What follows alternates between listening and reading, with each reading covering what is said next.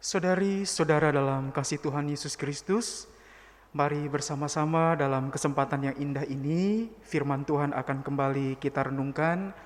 Mari bersatu di dalam doa kita mohon bimbingan Roh Kudus. Mari berdoa. Terpujilah dikoya Bapa dalam kasih Tuhan Yesus Kristus dan dalam tuntunan kuat kuasa Roh Kudus-Mu. Kami keluarga, lepas keluarga, kini kembali berhimpun di sekitar sabda-Mu dan hendak kami renungkan. Karuniakanlah bagi kami Roh Kudus yang memberikan kepada kami hikmat untuk mengerti kehendak-Mu melalui firman yang akan kami baca dan renungkan ini, lalu melakukannya dalam warna keseharian kami dengan penuh sukacita. Ya Allah Tritunggal, bersabdalah kami anak-anak-Mu mendengarkannya. Amin. Saudari-saudara dalam Tuhan, bacaan kita dalam kesempatan ibadah keluarga di malam hari ini dikutip dari surat Rasul Paulus kepada jemaat di Filipi, pasalnya yang keempat, ayatnya yang ke-8 dan ayatnya yang ke-9. Filipi pasalnya yang keempat, ayatnya yang ke-8 hingga ayatnya yang ke-9, demikianlah kutipan menurut surat ini. Jadi, akhirnya saudara-saudara, semua yang benar, semua yang mulia, semua yang adil, semua yang suci, semua yang manis, semua yang sedap didengar, semua yang disebut kebajikan dan patut dipuji, pikirkanlah semuanya itu.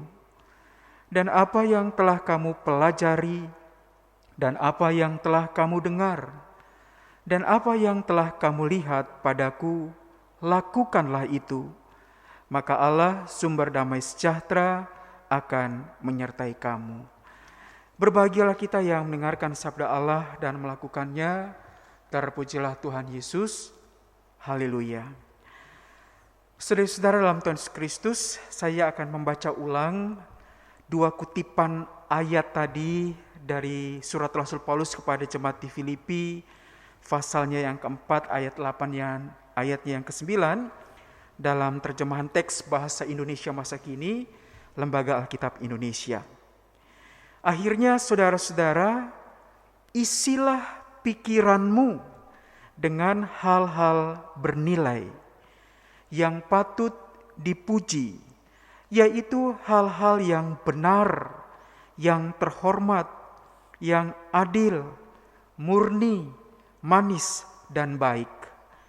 Jalankanlah apa yang kalian pelajari dan terima dari saya, baik dari kata-kata maupun dari perbuatan-perbuatan saya. Allah sumber sejahtera akan menyertai kalian. Demikian bunyi dari teks Filipi pasal 4 ayat 8 hingga 9 dalam terjemahan bahasa Indonesia masa kini. Saudari-saudara dalam Tuhan Yesus Kristus, J.K. Rowling, kita mengenalnya sebagai seorang penulis novel, bahkan novel berseri Harry Potter. Nah, beliau berkesempatan di tahun 2008 memberi pidato dalam acara wisuda di Universitas Harvard. Dalam pidatonya itu saya mengutip bagian dari apa yang beliau sampaikan di hadapan Senat Mahasiswa yang secara khusus melakukan acara wisuda itu. Demikian kutipan dari J.K. Rowling dalam pidatonya. Tidak ada makhluk lain di planet ini yang seperti manusia, bisa belajar dan memahami tanpa harus mengalami. Mereka bisa menempatkan diri dalam posisi orang lain. Tentu saja ini kekuatan. Orang dapat menggunakan kemampuan ini untuk memanipulasi atau mengendalikan, memahami atau bersimpati. Demikian kata J.K. Rowling, seorang novelis, penulis novel Harry Potter itu. Dan bagi saya kutipan ini begitu lugas. Dia mengena langsung dengan eksistensi kita sebagai manusia. Dan di dalamnya memberikan kepada kita secara gamblang, lugas, saya katakan, bahwa sebagai pribadi di mana sebagai manusia kita diberikan kemampuan untuk berpikir, menghendaki dan mengasihi. Di dalamnya rupanya kita bisa belajar tanpa harus lebih dahulu mengalami sesuatu. Jadi tidak semata-mata learning by doing, karena melakukan sesuatu dan ada sebuah proses pengalaman dan kita belajar dari pengalaman itu, tapi bisa juga bahwa ternyata kita memahami sesuatu tanpa harus mengalami. Dan unggulnya sosok manusia itu ternyata dia bisa menempatkan diri dalam posisi orang lain. Jadi dia mampu menempatkan dirinya misalnya sebagai seorang pribadi A, untuk kemudian menempatkan diri kepada pribadi B. Dan menurut J.K. Rowling ini sebuah kekuatan. Di satu sisi kekuatan untuk bisa memanipulasi atau mengendalikan orang, tapi bisa juga kekuatan untuk memahami dan bersimpati. Nah, kedua opsi inilah yang kemudian bisa kita pilih sebagai manusia yang diberikan kemampuan untuk berpikir, untuk menghendaki dan untuk mengasihi. Ketika kita diberikan kemampuan untuk memahami sesuatu tanpa harus mengalami, bahkan menempatkan diri dalam posisi orang lain. Dan di dalamnya kita bisa memanipulasi, mengkooptasi dan mengendalikan orang lain, tapi sebaliknya justru kita bisa memahami, bersimpati, atau mungkin bisa menggunakan kata yang lain, bercompassion, berbela rasa, mengekspresikan empati kita. Tentu saja kita yang Kristiani akan memilih untuk kemampuan kita menempatkan diri dalam posisi orang lain, yang di dalamnya kita bisa memahami tanpa harus mengalami, dan ini keunggulan kita sebagai manusia yang bisa berpikir, menghendaki dan mengasihi, akan memilih untuk keunggulan kita itu adalah dalam rangka memahami dan bersimpati. Dan rupanya apa yang digambarkan dalam The Letter of Joy ini, surat Rasul Paulus kepada jemaat di Filipi, yang kemudian di dalamnya bagaikan sebuah ekspresi surat cinta yang kemudian Paulus ekspresikan kepada jemaat di Filipi, yang baginya adalah sumber sukacita dan sumber kegembiraan. Bagaimana cinta kasih itu dimanifestasi dalam beragam macam dinamika kehidupan yang dialami oleh jemaat ini, tapi kemudian di dalamnya Paulus menghendaki supaya kegembiraan, keteguhan hati, kesatuan dan ketabahan sebagai orang Kristen itu dipertahankan sungguh-sungguh sekalipun dalam realitas sulit. Paulus sendiri pun ketika menulis ini berada dalam kondisi terpenjara. Namun ia menjalani spirit kehidupan kekristenan itu seiring dengan apa yang dia alami karena sikap jemaat Filipi kepadanya. Jemaat Filipi membantu sebagai ekspresi cinta kasih kepada Paulus, didukung dalam doa, termasuk beragam macam pemberian, sehingga kabar baik, upaya untuk memberitakan Injil itu tetap berjalan sekalipun kondisi Paulus, ia sebagai seorang yang sementara di penjara. Sehingga surat kepada jemaat di Filipi ini sebenarnya sekaligus menunjukkan betapa cintanya Paulus kepada jemaat di Filipi. Dan apa yang baru saja kita baca, 2 ayat tadi, dia merupakan petikan dari epilog, the letter of joy atau surat sukacita, surat cinta ini yang Paulus nyatakan kepada jemaat di Filipi, dan itu sungguh-sungguh menggugah tentang bagaimana kita menempatkan diri dalam posisi orang lain, seperti kutipan yang saya baca yang dikatakan J.K. Rowling dalam kesempatan di tahun 2008 di acara wisuda Universitas Harvard itu. Kita bisa memahami tanpa harus mengalami.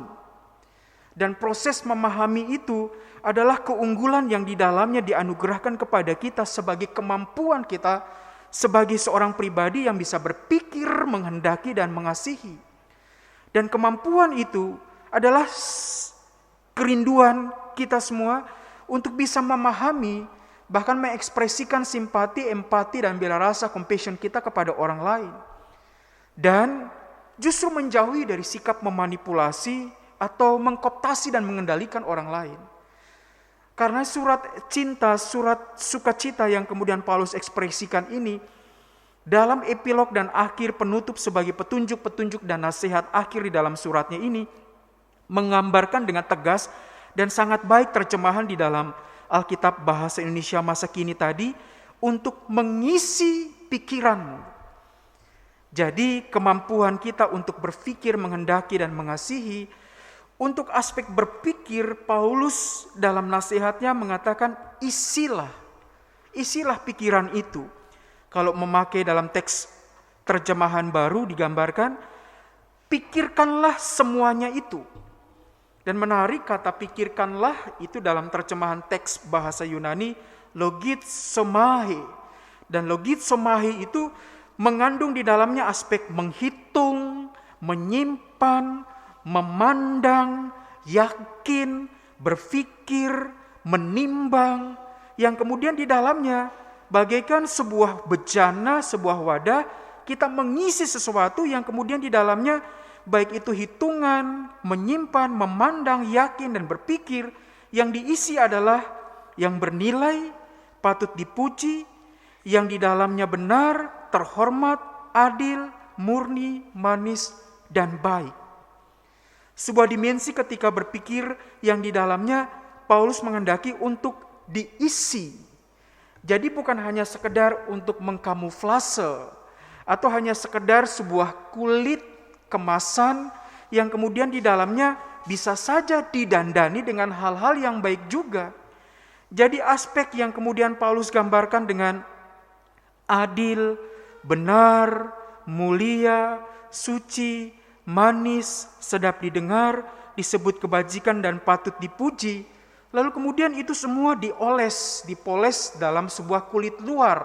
Itu bisa saja terjadi. Dan itu saja yang kemudian bisa digambarkan ketika di dalamnya dengan hal yang seperti itu orang bisa memanipulasi keberadaan orang lain. Mengendalikan mereka, mengkooptasi mereka dengan kulit luar yang serba manis, benar, mulia, adil, suci, sedap didengar dan disebut kebajikan. Bisa saja seperti itu. Karena kita sebagai insan manusia yang diberikan keunggulan untuk bisa memahami tanpa mengalami, dan di dalamnya bisa kita poles apa yang secara khusus hadir untuk bisa memanipulasi orang lain. Tapi rupanya bukan yang seperti itu menurut Paulus. Bukan memoles, bukan mengkamuflase, tapi mengisi. Dan itu mengandaikan sebuah bobot kuantitas yang di dalamnya bukan hanya sekedar sebuah jumlah, tapi kepenuhan yang kalau dipakai kata lain hadir secara otentik, bukan artifisial. Sejati, asli. Sehingga apa yang ditampilkan itu sungguh-sungguh seperti yang digambarkan pikiran yang sudah diisi, sehingga kemudian terpancar di dalamnya hal-hal yang bernilai, dipuji, benar, terhormat, adil, murni, manis, dan baik. Dan itu semua kategori positif untuk kehadiran kita sebagai seorang pribadi, personal maupun dalam konteks komunal, dalam kebersamaan dengan yang lain. Dan inilah yang mau kita syukuri, karena sejatinya manusia baru di dalam Kristus yang telah diberikan kemampuan untuk berpikir, menghendaki, dan mengasihi, di dalamnya terbuka dan diundang untuk memakai itu semua agar bisa menempatkan diri dalam posisi memahami orang lain, dan di dalamnya adalah bela rasa atau compassion, berempati, atau toh kalau tidak sampai berempati, kita bersimpati untuk kemudian hadir dalam rangka memahami keberadaan orang lain. Dan itu terpancar dari pikiran yang sudah diisi dengan kategori positif yang tadi berulang Paulus gambarkan dengan patut dipuji, bernilai, benar, terhormat, adil, murni, manis, dan baik. Dan inilah gereja sejatinya. Kita sebagai sebuah pribadi yang di dalamnya berjumpa seorang dengan yang lain sehingga kemudian terbentuklah sebuah komunitas yang kemudian diutus untuk menempatkan diri dalam rangka memahami keberadaan orang lain, dan di dalamnya mengasah, justru di dalamnya adalah compassion, empati, simpati, bela rasa kita. Dan apa yang kita nyatakan itu adalah asli, bukan artifisial, sebagai manusia baru dalam Kristus, sama seperti yang kemudian dinyatakan oleh Paulus dalam penutup suratnya ini. Digambarkan di ayat ke-7, damai sejahtera dari Allah yang tidak mungkin dapat dimengerti manusia akan menjaga hati dan pikiranmu. Itu kuncinya. Karena Allah sendirilah yang kemudian di dalamnya menjaga hati dan pikiran kita. Sehingga kalau kemudian itu kita isi dengan hal-hal yang bernilai, patut dipuji, benar, terhormat, adil, murni, manis, dan baik, karena Allah memeliharanya. Dan itulah yang memungkinkan kita memahami dan menempatkan diri dalam rangka memahami posisi orang lain, dan tidak memanipulasi, tapi justru dalam rangka mengasah empati, compassion, dan bela rasa kita.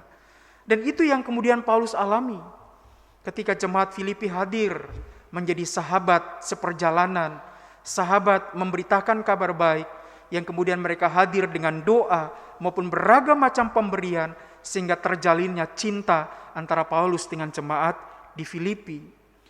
Dan gereja hadir serta diundang, di mana kita sebagai warga jemaat telah Tuhan karuniakan untuk mampu berpikir, menghendaki, dan mengasihi.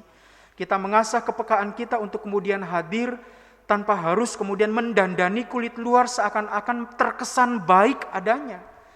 Tapi kita tampil sejatinya kita sebagai gereja yang apa adanya, tapi di dalamnya karena sudah diisi dengan semua aspek positif itu, dan Allah memelihara pikiran serta hati kita, sehingga yang terpancar semua yang serba asli, yang otentik dari apa yang kemudian gereja lakukan, sehingga menjadi sebuah kesaksian di mana orang lain mengalami apa arti kehadiran gereja yang sungguh-sungguh ketika kelakuannya sebagai ekspresi dari pola pikirnya, niat-niatnya yang kemudian bermuara kepada aksi-aksinya, itu dilihat orang sebagai sesuatu yang bernilai, patut dipuji, terhormat, benar, adil, murni, manis, dan baik.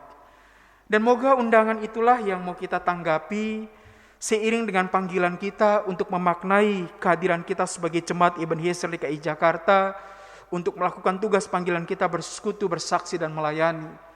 Setelah proses panjang sekalipun agak telat, namun di dalamnya kita memaknai apa arti menjalin niat-niat dan kehendak baik, sehingga segala sesuatu bukan bisa hanya saja diukur, tapi lebih daripada itu diaktualisasikan dengan otentik, dengan ikhlas, dengan gembira, tentang hal-hal apa saja yang bisa dilakukan oleh jemaat ini sebagai ekspresi bersekutu, bersaksi, dan melayani.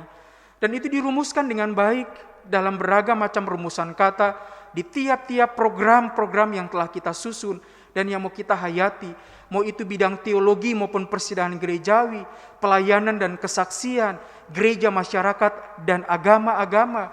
Begitu juga pengembangan sumber daya insani, penguatan peran keluarga maupun pelayanan kategorial, baik itu pembangunan ekonomi gereja, baik itu pengembangan sumber dan sistem informasi, komunikasi yang kemudian di dalamnya kita melakukan upaya-upaya penelitian dan pengembangan. Apapun itu, 6 program itu bisa dirumuskan dengan baik. Tapi moga itu bukan hanya sekedar kulit luar, tapi bagaimana itu diaktualisasikan seperti ajakan Paulus, isilah pikiran itu. Kita diminta untuk mengisi. Lalu kemudian karena sudah diisi penuh, tinggal diaktualisasikan, diekspresikan. Sehingga apa yang kemudian dilakukan itu kesan dan yang dialami adalah segala sesuatu yang bernilai, yang di dalamnya patut dipuji, benar, terhormat, adil, murni, manis, dan baik. Dan itu hanya bisa dihadirkan oleh pribadi-pribadi yang otentik. Kalau pribadi-pribadi yang mengkamuflase dan hanya mendandani saja, maka pastilah dia tidak akan pernah bisa terwujud. Karena sekali lagi yang mengendalikannya bukan insan. Tapi Paulus menegaskannya di ayat yang ke-7 meskipun kita tidak membacanya dalam 2 kutipan ayat perenungan kita pada saat ini. Dikatakan Allah yang menjaga hati dan pikiranmu yang sudah bersatu dengan Kristus Yesus. Allah yang memelihara hati dan pikiranmu. Dengan demikian, upaya dan karya kita akan bermakna. Itu semata-mata karena Allah yang mengendalikannya. Jika kita kemudian terpanggil sebagai kawan sekerja, mari kita sambut undangan Allah itu dengan penuh syukur, keikhlasan, dan hati gembira. Untuk memaknai setiap panggilan kita, sehingga apa yang boleh kita nyatakan itu adalah sejatinya hadir dari pikiran yang sudah diisi. Pikiran yang dipelihara dan dikendalikan oleh Allah, yang mengekspresikan segala sesuatu yang kemudian Paulus gambarkan benar, mulia, adil, suci, manis, sedap didengar, disebut kebajikan, dan patut dipuji. Mengakhiri renungan ini dalam kesempatan ibadah Pelkat Persekutuan Kaum Lanjut Usia melalui media Zoom, saya mengambil sebuah ilustrasi dengan membawa sebuah topeng. Dan ternyata topeng itu pun masih bisa bermanfaat untuk kita refleksikan 2 ayat dari kutipan surat Rasul Paulus ini. Apa yang disebut-sebut dengan kategori yang benar, yang mulia, yang adil, yang suci, yang manis, yang sedap didengar, disebut kebajikan dan patut dipuji, bisa saja kita dandani dalam topeng ini. Dan kita pakai. Orang bisa saja memberikan kesan segala sesuatu yang terlihat baik adanya, tapi sayang itu hanya sekedar topeng. Paulus menggambarkan bukan topeng, tapi mengisi. Bukan mengkamuflase, bukan hanya sekedar menempel, bukan hanya sekedar mendandani, bukan hanya sekedar melukis, tapi dipakai kata logits somahe, yang berarti mengisi, menyimpan, memandang, berpikir, menimbang. Sehingga bukan menempelkan topeng, tapi memang mengisi. Jadi kalau toh nanti ada perubahan, itu bukan sekedar karena tiba-tiba topeng ini tak sengaja terlepas. Karena ada ungkapan bijak mengatakan, ada kalanya perubahan itu terjadi bukan dalam kondisi perubahan yang sejati, tapi bagaikan topeng yang tiba-tiba terlepas atau jatuh dari wajah seseorang. Sehingga kelihatan aslinya.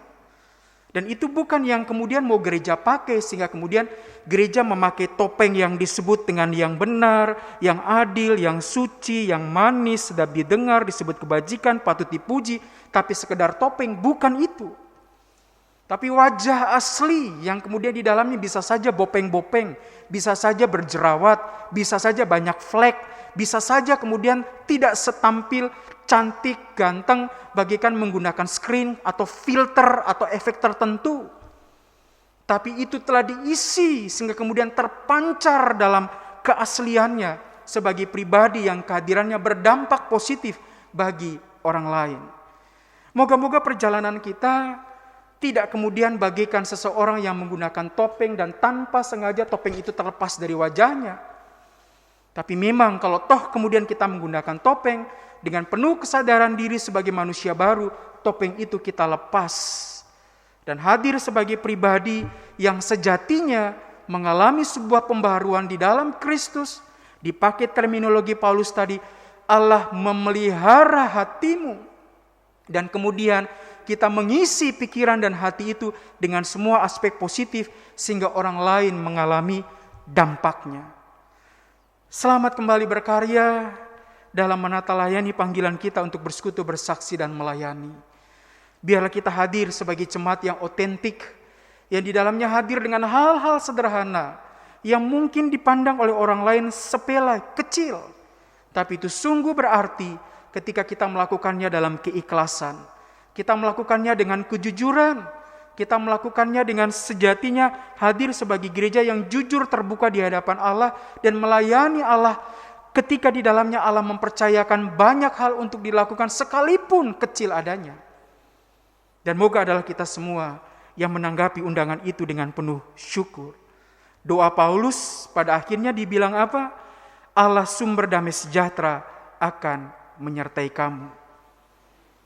Semua yang sudah dipelajari, sudah diterima, sudah didengar, sudah dilihat, do it, lakukanlah. Itu yang kemudian Paulus refleksikan.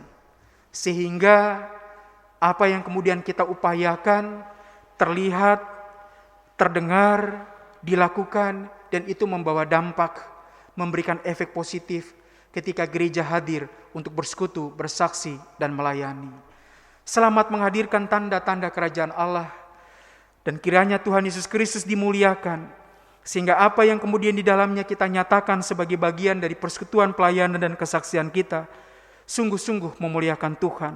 Dengan apa yang telah kita terima, apa yang telah kita dengar, apa yang telah kita lakukan itu semua dari hati yang bersih, pikiran yang dipelihara oleh Allah, yang telah diisi dengan semua hal yang positif untuk lebih besarnya kemuliaan Tuhan.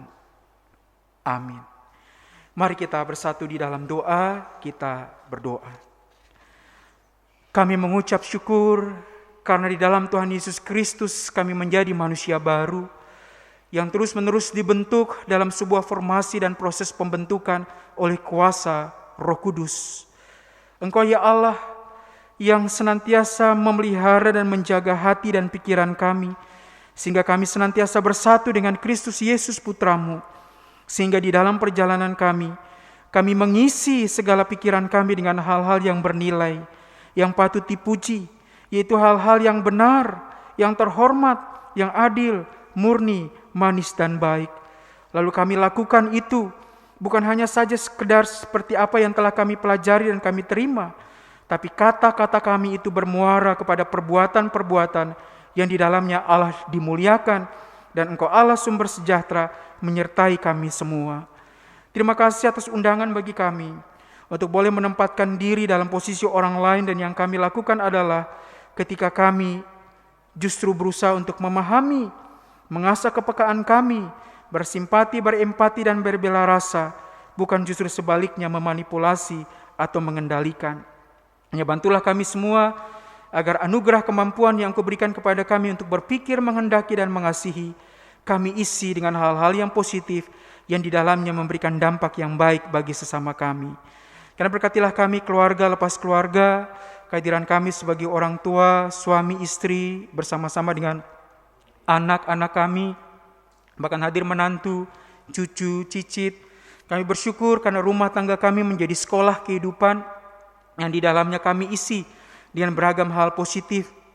Ketika Engkau sendiri ya Allah yang memelihara hati kami, mengendalikan kehadiran rumah tangga dan keluarga kami, yang kami bina bagikan gereja-gereja kecil, oase di tengah gersangnya kehidupan, yang di dalamnya selalu hadir iman, pengharapan, dan kasih kami kepada Tuhan Yesus.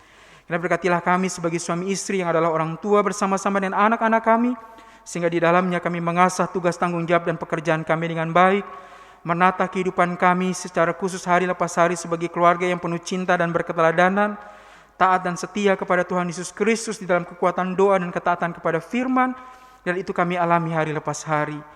Engkau rahmati saudara-saudari kami yang dalam pergumulan, berduka, takut, cemas, tawar hati, kondisi sakit, berbeban, pergumulan berat. Di dalam Engkau tiada yang mustahil, akan ada pemulihan dan kesembuhan, kekuatan dan penghiburan, jalan keluar, sehingga di dalam Engkau ya Tuhan Yesus Kristus, kembali saudara-saudari kami mengalami kelegaan, kekuatan, sukacita, kesembuhan, dan kegembiraan dalam kasih Tuhan, sehingga apa yang kemudian dialami sungguh-sungguh membawa kekuatan bagi setiap anak-anak-Mu yang bergumul di dalam Tuhan Yesus Kristus. Sukacita yang sejati di dalam kasih Tuhan akan dialami oleh saudara-saudari kami. Berkati anak-anak kami yang masih kecil belia maupun yang telah beranjak dewasa, dalam semua ragam aktivitas kegiatan dilakukan hari lepas hari untuk mengisi kehidupan mereka dengan baik. Tuhan akan selalu menyertai mereka semua, sehingga anak-anak kami menjadi anak-anak berketeladanan, menjadi kebanggaan kami sebagai orang tua dan gereja untuk kemuliaan Tuhan. Dan berkatilah kami dengan semua pekerjaan yang kami tekuni, berapapun upah yang kami terima, rezeki yang kami peroleh, kami syukuri itu seiring dengan keringat, bahkan asa dan semangat kami untuk bekerja dengan jujur, penuh dedikasi, dengan semangat dan berpengharapan, sehingga semua menghasilkan buah-buah yang baik untuk kemuliaan Tuhan dan menjadi berkat bagi keluarga, sehingga Engkau iringi kami dengan kekuatan kesehatan, di mana kami boleh bekerja dengan tekun, dan upah yang boleh kami terima memuliakan Tuhan, menjadi berkat bagi keluarga, secara khusus dalam kehidupan rumah tangga hari lepas hari. Berkatilah jemaat-Mu Ebenezer DKI Jakarta, dalam setiap rencana penata layan kami bersekutu, bersaksi, dan melayani. Tuhan akan lengkapi kami baik sebagai presbiter, unit-unit misioner, maupun segenap warga jemaat untuk memaknai panggilan kami melayani Tuhan. Begitu juga dalam kami bersekutu dan kami bersaksi. Rencana-rencana yang mau kami buat dan secara khusus menggelar ibadah secara luring dan onsite di gedung gereja. Kiranya segala sesuatu tertata dalam perkenan-Mu. Tuhan yang menjaga, Tuhan yang melindungi, segala sesuatu boleh berjalan di dalam perkenan-Mu, dan kami beribadah baik di dalam kebersamaan di gedung gereja maupun melalui fasilitas live streaming yang kemudian dikembangkan oleh jemaat ini. Kiranya semua bermakna untuk hormat dan kemuliaan Tuhan Yesus sebagai kepala gereja. Begitu juga dengan program-program kegiatan yang lain yang hendak kami melakukan, sekecil apapun itu, sungguh-sungguh kiranya memuliakan nama Tuhan, dan kami sehati, sepikir, sejiwa, seperasaan, dan setujuan menata segala sesuatunya dengan penuh syukur, seiring dengan hikmat yang Engkau berikan bagi kami semua untuk semakin bertumbuh sebagai jemaat yang diberkati. Berkatilah bangsa dan negara kami, pemerintah pusat hingga ke daerah. Kiranya Kau berikan hikmat untuk memimpin kami warga masyarakat keluar dari krisis yang sementara dihadapi. Di dalam Engkau tiada yang mustahil, bahwa kemajuan akan diperoleh, dan secara khusus kami keluar dari krisis akibat dampak dari pandemi COVID-19. Hanya Engkau sajalah ya Tuhan yang akan selalu hadir lewat setiap insan yang boleh hadir sebagai pemimpin bangsa dan negara kami ini, untuk menata segala sesuatu di dalam kekuatan-Mu, sehingga krisis multidimensi yang sementara terjadi di dalam Engkau akan kembali mengalami pemulihan, dan kami menggapai kesejahteraan di dalam kasih Tuhan saja. Rahmatilah kami semua sebagai keluarga lepas keluarga. Kami menyambut malam hari dengan penuh syukur untuk kebolehan menata kembali akan setiap rencana kami di masa depan. Hanya dengan kasih Tuhan Yesus sajalah kami boleh melangkah dengan penuh sukacita, karena penyertaan Tuhan bagi kami semua. Ampunilah akan dosa dan salah kami, jadilah seturut dengan maksud dan kehendak-Mu, di dalam nama Tuhan Yesus yang telah mengajar kami berdoa. Bapa kami yang di sorga, dikuduskanlah nama-Mu, datanglah kerajaan-Mu, jadilah kehendak-Mu di bumi seperti di sorga.